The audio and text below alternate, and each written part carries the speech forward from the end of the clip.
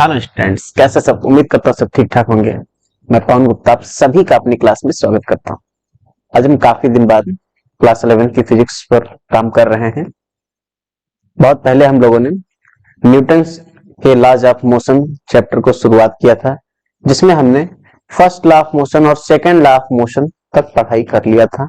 ये भी जान लिया था कि इनर्शिया क्या होता है और इसके अलावा मोमेंटम यानी लीनियर मोमेंटम क्या होता है। अगर आपने उनको नहीं देखा तो एक बार उनको देख लीजिए ताकि आगे की बात आपको और अच्छे से समझ में आए। आइए शुरू करते हैं। तो हम बढ़ने वाले हैं न्यूटन्स के थर्ड लॉ ऑफ मोशन की तरफ, जिसमें आज जो टॉपिक स्टार्ट होगा थर्ड लॉ का पहले वो है इम्पल्स। देखिए, कोई भी लॉ ऑफ मोशन पढ़ते तो उससे पहले एक एक टॉपिक पढ़ना। जब फर्स्ट लॉ ऑफ मोशन पढ़ना था उससे पहले हमने इनर्शिया पढ़ा था। सेकेंड लॉ ऑफ मोशन पढ़ने से पहले मोमेंटम, लीनियर मोमेंटम को जाना था। और अब है थर्ड लॉ ऑफ मोशन पढ़ना, तो उससे पहले एक क्वांटिटी है जिसका नाम है इंपल्स। इंपल्स है क्या भाई? अगर देखा जाए, इंपल्स की बात किया जाए तो इंपल्स जो होता है एक्चुअली ये होता है effect of force for a very small time,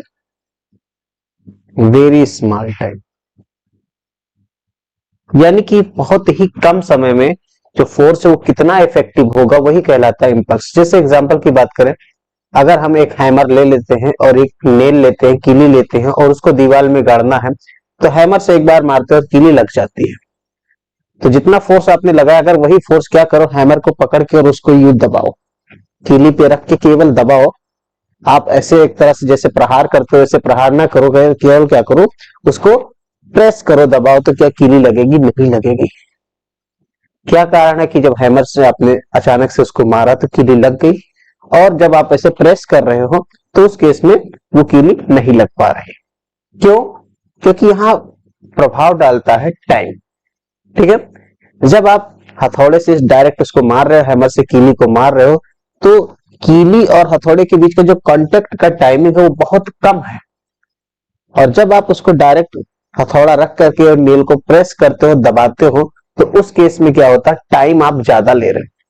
तो टाइम कम होगा तो इफेक्ट ऑफ फोर्स ज्यादा होगा। ठीक है, और अगर ज्यादा इफेक्ट फोर्स आप इफेक्ट ज्यादा पड़ रहा है फोर्स का, फोर्स ज्यादा प्रभावित होने लग जाएगी।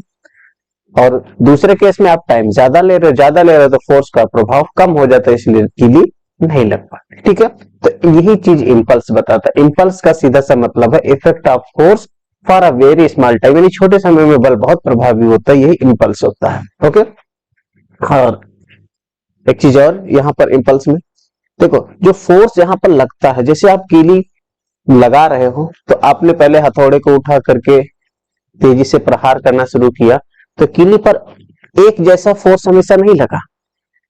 पहले कम फोर्स लगा, फिर फोर्स मैक्सिमम हो गया, अधिकतम हो गया। इसके बाद जब हथौड़े को आप बाहर उठाना शुरू किए तो फोर्स फिर क्या हुआ, धीरे धीरे कम हुआ। कुल मिला के जो कहने का मतलब है, फोर्स जो इसमें कांस्टेंट नहीं रह गया। ठीक है, फोर्स क्या है, कांस्टेंट नहीं रह गया, पहले कम फिर ज्यादा, इसके बाद फिर से कम होता है। तो इस प्रकार से इंपल्स भी ऐसे काम करते हैं, इसमें एवरेज फोर्स लिया जाता है। ओके, अगर हम जनरल परिभाषा की बात करें तो यानी डेफिनेशन अगर देनी, तो डेफिनेशन क्या देंगे, ये होता है एक फोर्स और छोटा सा टाइम डेल्टा टी, इनका जो प्रोडक्ट होता है यही कहलाता है इंपल्स। ठीक है, तो इंपल्स की अगर हम बात करें, it is defined as product of average force and एक छोटा सा time interval, small time interval.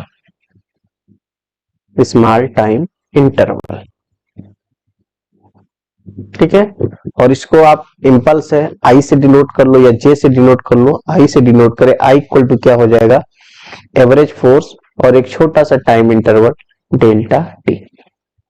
Unit की बात करेंगे, अगर यूनिट ऑफ इंपल्स, तो जो इंपल्स की यूनिट होती है, यहाँ फोर्स की यूनिट और टाइम की यूनिट, फोर्स की यूनिट होती है न्यूटन और टाइम की यूनिट होती है सेकंड, तो न्यूटन सेकंड इसका यूनिट हो गया। ओके, नाउ यहां देख सकते हो, अगर आप यहां से फोर्स निकालोगे एवरेज फोर्स, तो क्या बनेगा, आई बाई डेल्टा टी बनेगा। सीधा सीधा दिख रहा है कि फोर्स क्या है, I by delta T. If delta T बहुत छोटा हो टेंस टू जीरो, अगर डेल्टा टी जीरो की तरफ अग्रसर होगा तो जो एवरेज फोर्स होगा वो किधर जाएगा, समथिंग बाय जीरो, यानी कि इंफिनिटी की तरफ कंसीडर हो रहा, ज्यादा हो रहा। मतलब डेल्टा टी का काम अगर थोड़ा सा रखो, अगर डेल्टा टी बहुत छोटा हो, टाइम बहुत छोटा हो, तो इफेक्ट ऑफ फोर्स ज्यादा होता है। यही इंपल्स सिद्धांत को बताता है। ठीक है, इंपल्स हमको क्या बताता है कि अगर टाइम बहुत छोटा हो तो फोर्स क्या होता है, बहुत ज्यादा होता है। ठीक है, यानी कि हम यहां कह सकते हैं 10 for very small time, very small time interval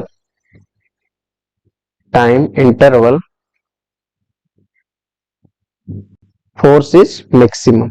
ठीक है, द फोर्स इज लार्ज। समझ गए, कम समय इसीलिए कीली लगती है।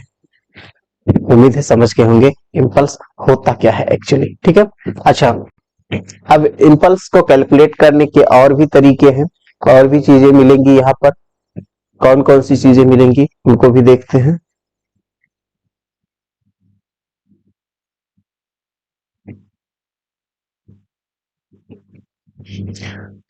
हम एक चीज जानते हैं इंपल्स में, सॉरी इंपल्स में नहीं, फोर्स के बारे में हम लोगों ने क्या पढ़ा, क्योंकि हम जानते हैं कि जो फोर्स होता है from Newton second law of motion, Newton second law of motion,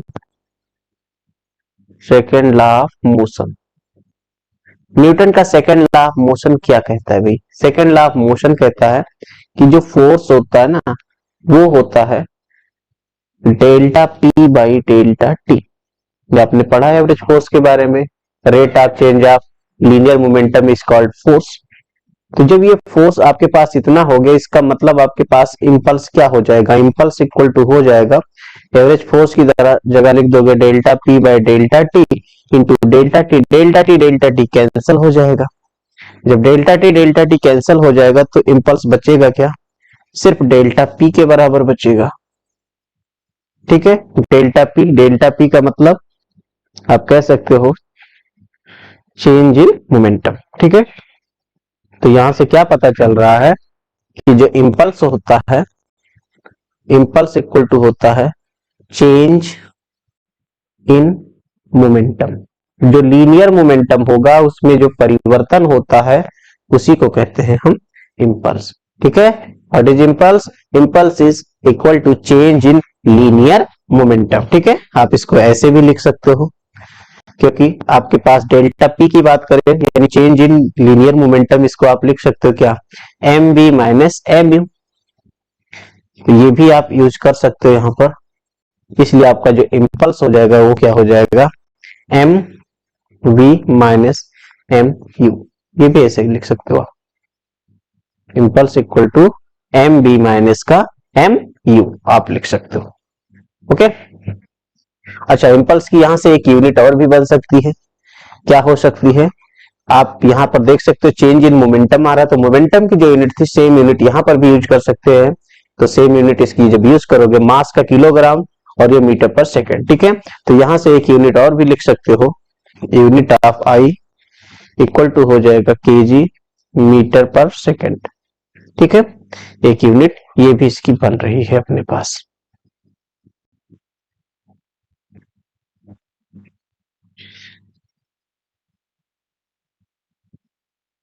no, और भी तरीके हैं इसको मेजर करने का।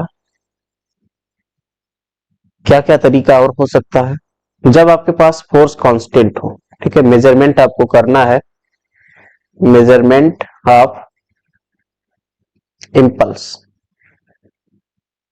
इंपल्स को मेजर करने के तरीके में पहला फॉर्मूला अपने पास तो इंपल्स डायरेक्ट फॉर्मूला हुआ, क्या हुआ, I equal to force, average force into time होता है, एक ये मिला। दूसरा आपके पास इंपल्स मिला है चेंज इन मोमेंटम।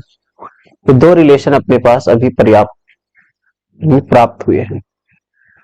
तो मेजरमेंट करने के और भी तरीके हैं। पहला हम लेते केस 1, ग्राफ के द्वारा कैलकुलेट करना है। कैसे? व्हेन जो आप फोर्स लगा रहे हो वो कांस्टेंट हो, व्हेन फोर्स इज कांस्टेंट। तो उस केस में इंपल्स को कैसे मेजर करेंगे भाई? जब फोर्स कांस्टेंट है तो उस केस में क्या होगा, आप किसी बॉडी पर फोर्स लगाओगे तो उसमें डिस्प्लेसमेंट होगा। तो जैसे कि हम यहां पर एक ग्राफ बनाएं, इस तरह से हमने एक ग्राफ बना लिया, ये फोर्स हो गया और एक तरफ ले लेते हैं हम टाइम, ये ले लिया हमने टाइम। ठीक है, तो जब इस पर ग्राफ बनाए तो कुछ मिलेगा ग्राफ इसका, फोर्स और टाइम का ग्राफ।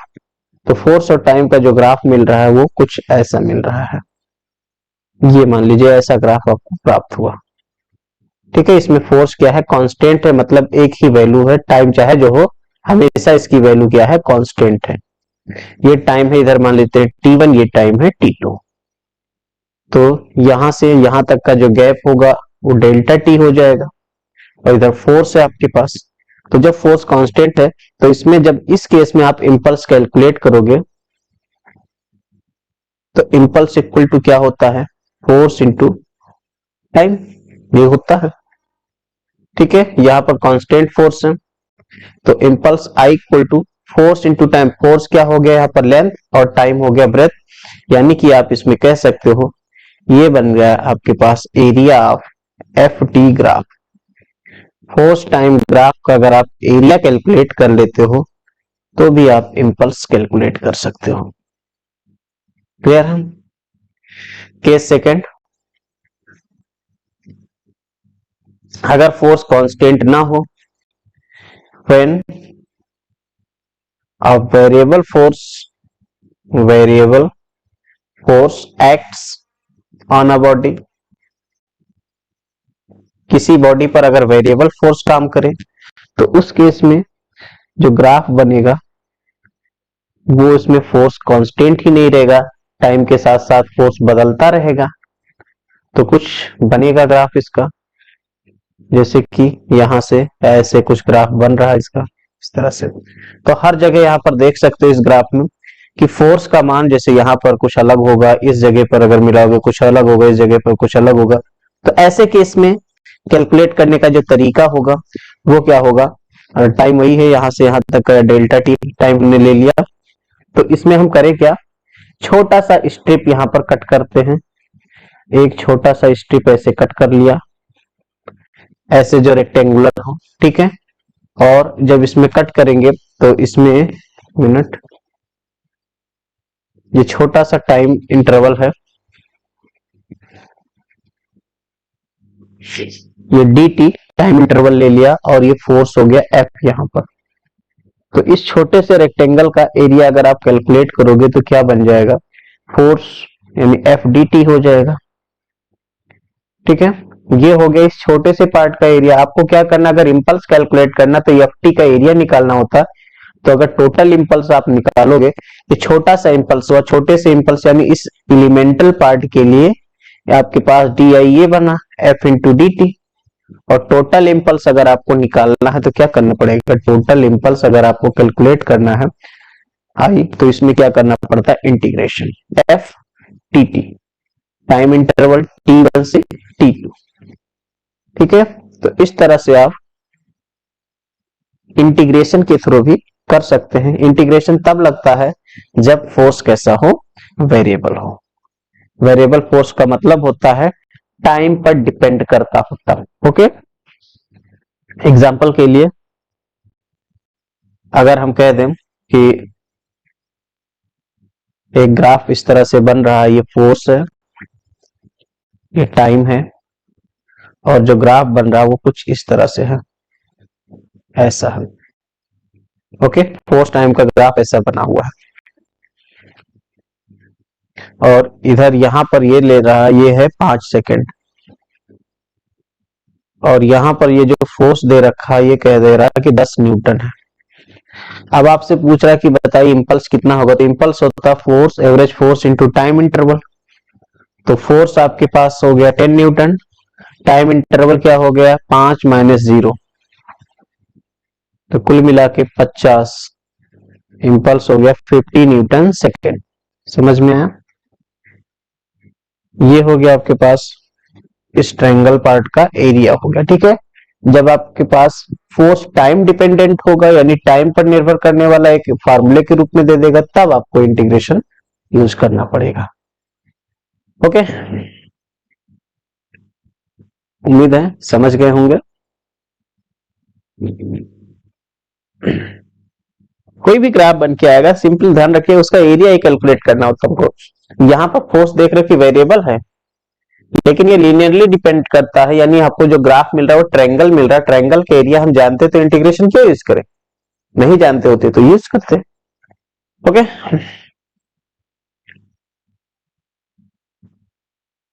इम्पल्स के कॉन्सेप्ट से रिलेटेड कुछ एग्जांपल्स हैं। देखो जैसे कि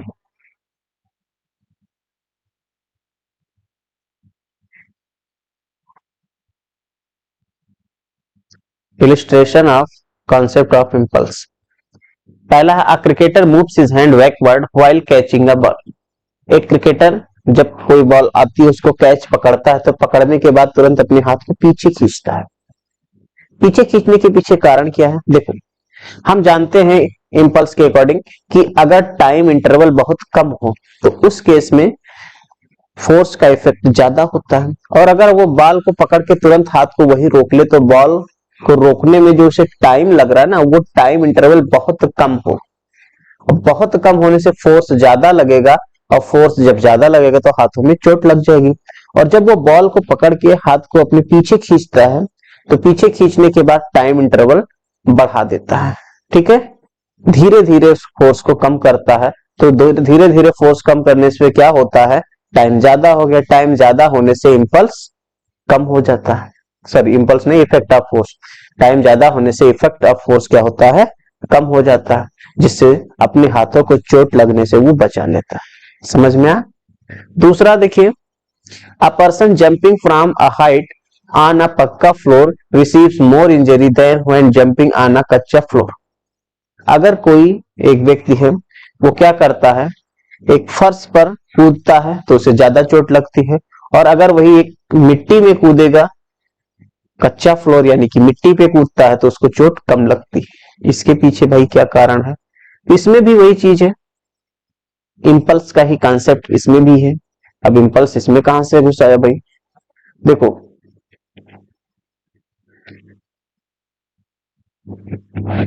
जब वो पक्का फ्लोर पर गिरता है ना, तो उस केस में जो पक्का फ्लोर है वो तो दबने वाला नहीं है, तो जब दबने वाला नहीं तो उसका जो मोमेंटम है बड़ी तेजी से बदलता है। ठीक है, इम्पल्स क्या होता है, चेंज इन मोमेंटम होता है, तो मोमेंटम जो है उसका लीनियर मोमेंटम बड़ी तेजी से बदलता है, बड़ी तेजी से जब बदलेगा तो फोर्स बहुत ज्यादा हो जाता है, और फोर्स ज्यादा होने से उसको चोट लग जाती है।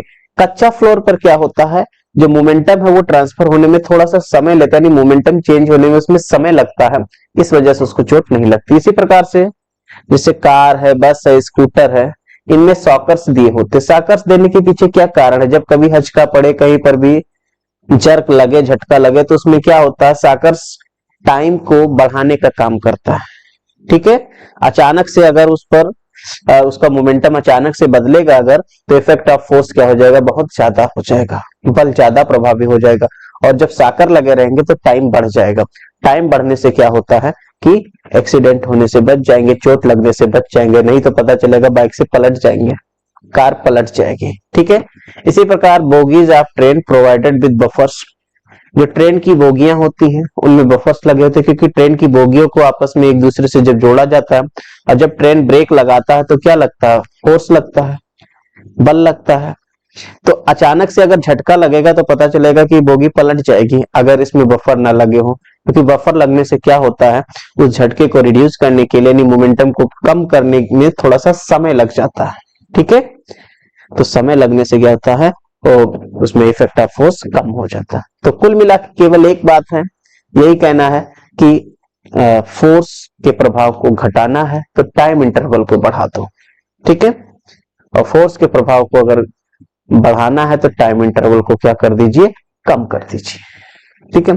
अब जैसे कि देखो, अगर कोई क्वाइन है या फिर कोई रॉड है, अगर वो सड़क पे पड़ा है, कोई गाड़ी आ रही है उस पर अचानक चढ़ के निकल गई, तो उस केस में उस पर ज्यादा प्रभाव पड़ेगा, ज्यादा बल लगेगा और वही टाइम ज्यादा लग जाएगा, तो उस केस में क्या हो जाएगा, टाइम ज्यादा लगने से इफेक्ट ऑफ फोर्स कम हो जाएगा। ओके, चलिए, ये उम्मीद है समझ गए होंगे।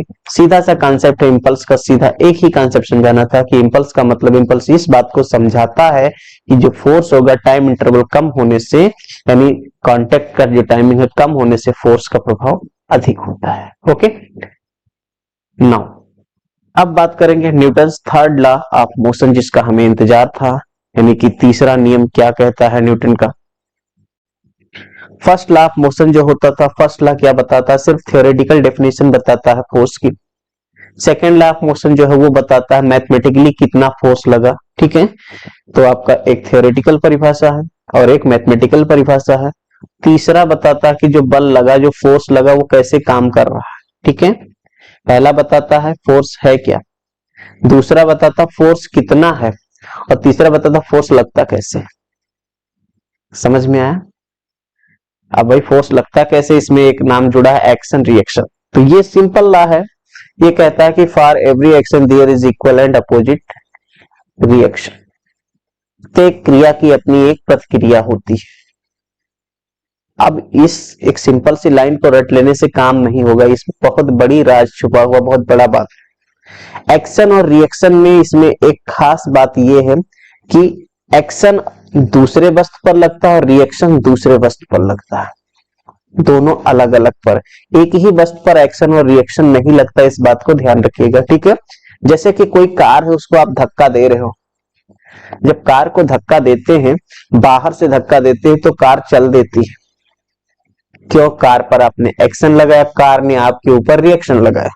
ठीक है, और फोर्स एक्सटर्नल है तो उस केस में कार आगे बढ़ देती है। अगर आप कार के अंदर बैठ के धक्का लगाओ तब क्या होगा, कार चलेगी? नहीं चलेगी। क्यों? क्योंकि आप एक्शन लगा रहे हो किस पर, कार पर।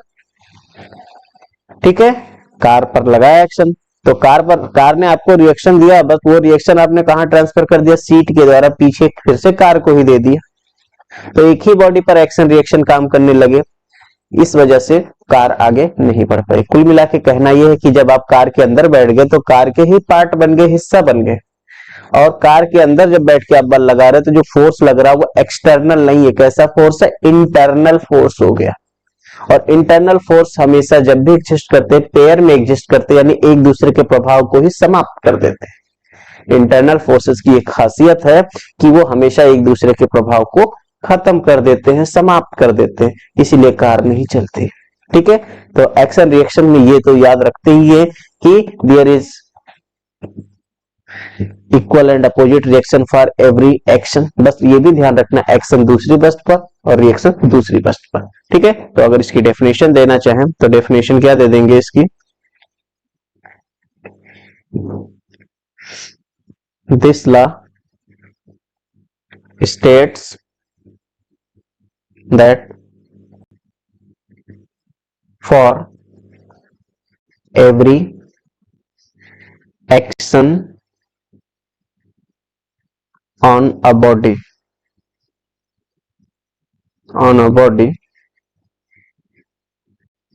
there is equal and opposite reaction, there is equal and opposite reaction। ठीक है, देखना, for every action on a body, किसी बॉडी पर जो एक्शन लगता है, there is equal and opposite reaction from the body.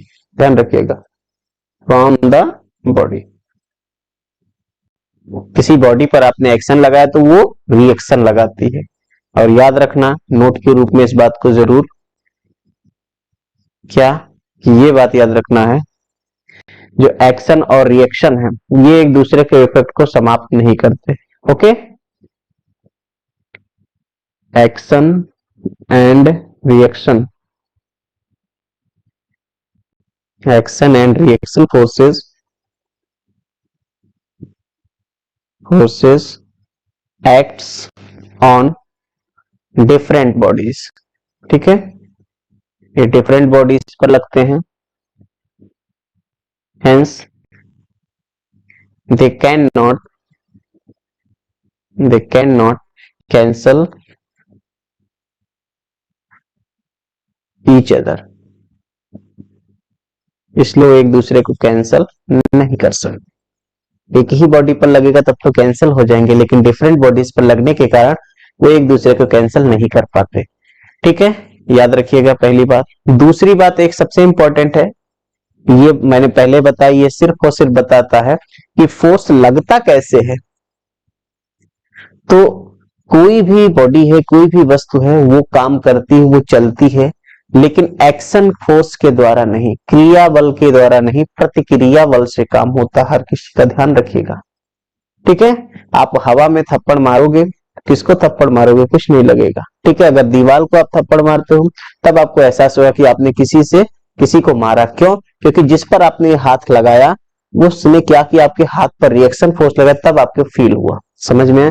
तो ध्यान रखना, कोई भी काम होता है अगर, तो एक्शन फोर्स के द्वारा नहीं, सिर्फ और सिर्फ रिएक्शन फोर्स के द्वारा, ठीक है। जो मोशन होता है वो किसी बॉडी का, वो रिएक्शन फोर्स के द्वारा होता है, ठीक है, ध्यान रखिएगा। Motion occurs due to reaction forces, ध्यान रखना, reaction force, not for action, ध्यान रखना, एक्शन के द्वारा नहीं, एक्शन फोर्स से कुछ नहीं कर सकते आप, डरे रहो, बहुत बड़े बलवान हो तो कोई बात नहीं, जब तक कोई रिएक्शन लगाने वाला, प्रतिक्रिया करने वाला नहीं है, तब तक आप डरे रहो, अपना फोर्स, आपके पास कितनी भी ताकत है, सब बेकार है। तो उम्मीद है समझ में आया होगा। थर्ड लॉ ऑफ मोशन, कुछ एग्जांपल्स हैं इस पर, जैसे कि वॉकिंग ऑन ग्राउंड, ग्राउंड पर अगर हमको चलना है तो ग्राउंड पर चलने के लिए हमको क्या करना, पैरों से ग्राउंड को दबाना, ठीक है। तो जो आप एक्शन लगा रहे हो, एक्शन किस पर लगता है, ग्राउंड पर, ऑन ग्राउंड, किसके द्वारा, बाय फीट, ठीक है, पैरों के द्वारा आपने क्या किया, ग्राउंड पर एक्शन लगाया, और जो रिएक्शन लगा वो रिएक्शन किस पर लगा, by ground, by ground on feet, ठीक है, on feet and we move, समझ में आया? एक्शन आपने ग्राउंड पर लगाया पैरों के द्वारा, आपने पैरों से पृथ्वी को दबाया, लेकिन ग्राउंड ने क्या किया, उसके बदले में आपके पैरों पर रिएक्शन दिया, जिसके कारण आप आगे बढ़े, ठीक है। अब जैसे आपने पैरों से फोर्स लगाया, इस बात को एक बार ध्यान दीजिएगा, जब आपने पैरों से फोर्स लगाया तो फोर्स आपने अर्थ को ऐसे दबाया होगा, इस तरह से, तो अब यहां पर जो अर्थ फोर्स लगाएगी, इसका रिएक्शन फोर्स इस तरह से बनेगा। तो अब इस फोर्स के दो कंपोनेंट होंगे, आपने वेक्टर में पढ़ा था, याद करो कि आपने जब वेक्टर में पढ़ा था, जो अर्थ के द्वारा जो फोर्स लगा वो इस तरह से लगा। इस फोर्स के दो कंपोनेंट्स बना सकते हो, एक आप बना सकते हो वर्टिकल कंपोनेंट, एक इधर बना सकते हो हॉरिजॉन्टल कंपोनेंट। तो वर्टिकल कंपोनेंट को तो आपकी बॉडी के बैलेंस ने बराबर कर दिया, बॉडी का वेट, लेकिन जो हॉरिजॉन्टल कंपोनेंट है, इसी कंपोनेंट के कारण आप क्या किए, आगे की तरफ बढ़े, समझ में आया?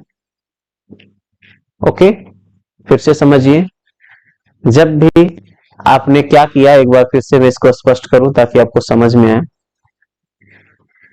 आपने अर्थ पर फोर्स लगाया, तो अर्थ ने क्या किया, आपके पैरों पर फोर्स लगाया, तो फोर्स उसने कुछ ऐसा लगाया, okay.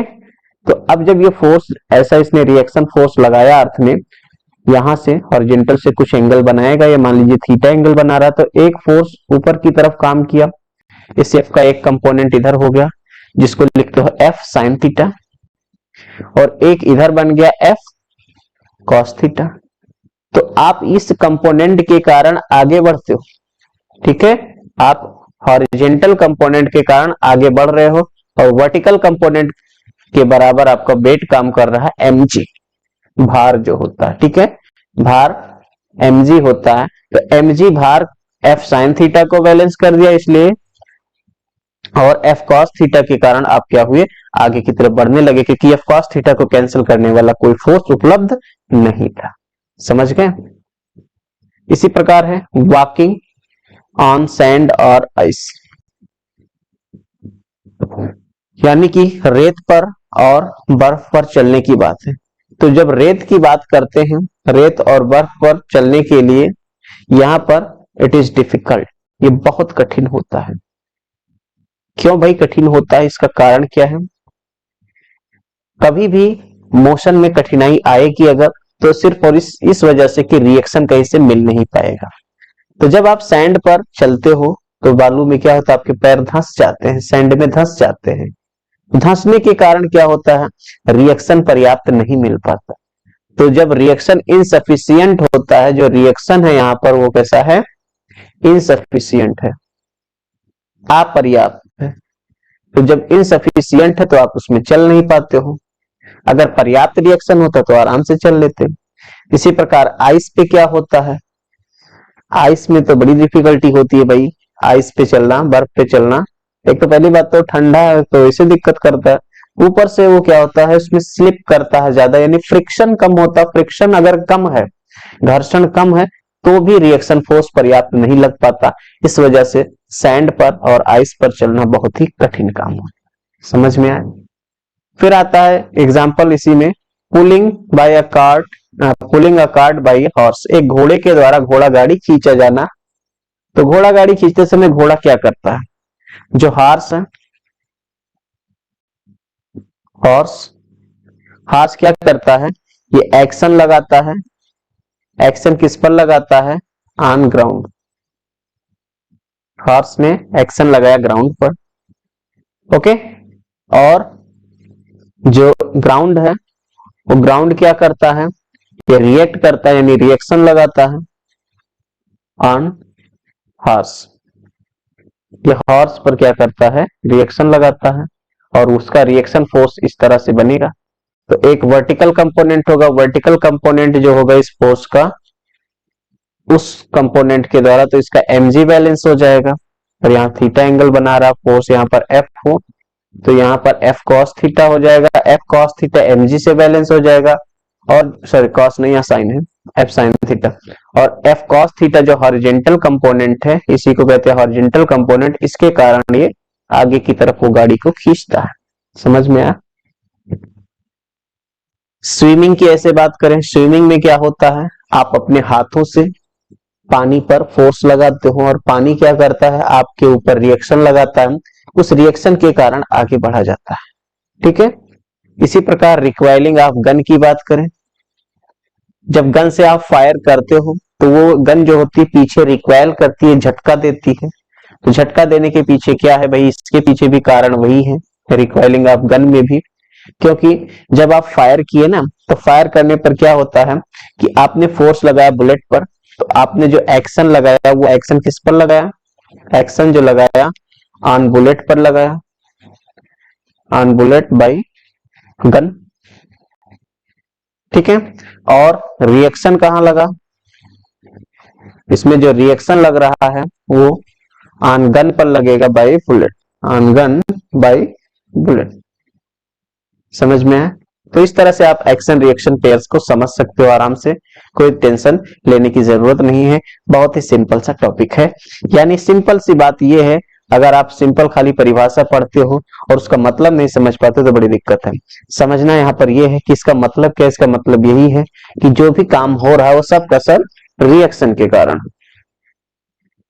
Now law of conservation of linear momentum, ये क्या कहता है भाई, law of conservation of linear momentum. तो हमने क्या पढ़ा है, क्योंकि हमने पढ़ा कि जो F एक्सटर्नल होता है, जो फोर्स होता है एक्सटर्नल फोर्स, वो होता है dp बाई dt, हमको पता है rate of change of momentum होता है। इफ एक्सटर्नल फोर्स हो जाए zero, F external equal to क्या हो जाए, zero, then dp by dt equal to हो जाएगा जीरो। और डिफरेंशिएशन किसका जीरो होता था, अगर कोई कांस्टेंट होता है तो जीरो। इसका मतलब आपके पास जो P है वो कैसा आ रहा है, कांस्टेंट आ रहा है। ठीक है। मतलब इससे क्या पता चल रहा है कि अगर हम किसी बॉडी पर कोई एक्सटर्नल फोर्स ना लगाएं, एक्सटर्नल फोर्स जीरो हो जाए, तो उस बॉडी का जो मोमेंटम है, लीनियर मोमेंटम, वो बदलता नहीं है, कांस्टेंट रहता है। इसी को कहते हैं law of conservation of linear momentum. thus if external forces on a body is zero, then its linear momentum is conserved. This is known as law of linear momentum, law of conservation of linear momentum.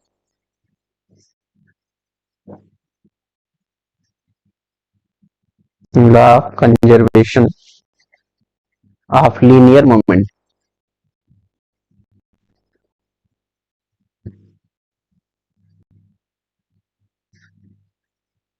ठीक, समझ में आया? तो बस आज के लिए यहीं तक रोकते हैं और बाकी फिर हम नेक्स्ट क्लास में करेंगे।